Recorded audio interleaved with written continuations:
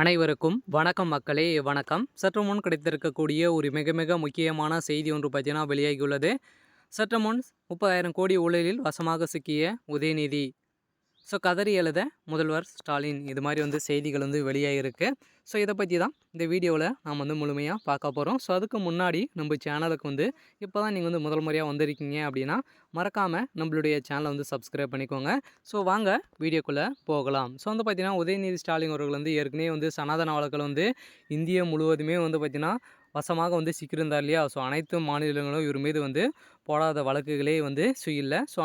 அனைத்து மாநிலங்களும் இவருக்கு நிறைய வழக்குகள் தொடரப்பட்ட வழக்கில் மீது பார்த்திங்கன்னா ஏற்கனவே மோடி அவர்கள் ரொம்ப தரகுறவாக பேசியிருக்கும் நிலையில் இந்த நிலையில் தான் அதிரடியாக மோடி அவர்கள் தமிழகத்தில் முக்கிய நபர்கள் மீது அனைவர் மீதும் ரைடுகள் நடத்தணும் அப்படின்ற மாதிரி அமலாக்கத்துறைக்கு உத்தரவு போட்டிருந்த நிலையில் அதிரடியாக இன்று இரவு பார்த்திங்கன்னா அதிரடியாக உதயநிதி ஸ்டாலின் அவர்கள் ரைடுகள் நடைத்திருக்கும் நிலையில் தான் தமிழகத்தில் பெரும் பரபரப்பை ஏற்படுத்தியிருக்கு. இந்த நிலையில் 30,000 கோடி ஊழல் வசமாக சிக்கியிருக்கா இல்லையா, இந்த அமௌண்ட் அனைத்தையுமே யாரோடையது அப்படின்ற மாதிரி பேசியிருக்க நிலையில் தான் அதிரடியாக இவர் டெல்லிக்கு தூக்கி சென்றதாக ஒரு செய்திகள் வெளியே இருக்குது. இந்த நிலையில் கதறி துர்கா ஸ்டாலின் அவர்கள் அழுததாக செய்திகள் வெளியே இருக்கும் நிலையில் திமுகவுடைய தலைமையகம் பெரும் கவலைக்கிடமாக இருந்துட்டு வருது.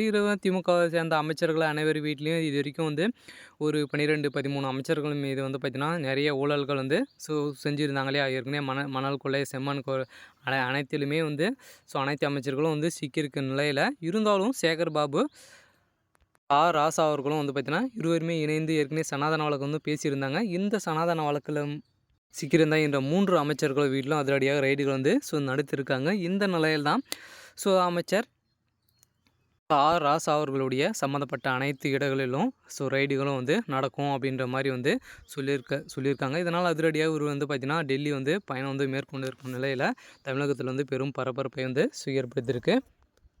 இதனால் உதயநிதி ஸ்டாலின் அவர்களை ஏற்கனவே பார்த்திங்கன்னா சிறையில் அடைக்கப்பட்டிருக்கும் நிலையில் மீண்டும் அவருடைய சம்மந்தப்பட்ட அனைத்து இடங்களிலும் ரைடுகள் நடத்தணும் அப்படின்ற மாதிரி உத்தரவு போட்டிருக்காங்க. இதனால் ஸ்டாலினுக்கும் கோபாலபுரமே ரொம்ப கவலைக்கிடமாக இருக்கு இல்லையா.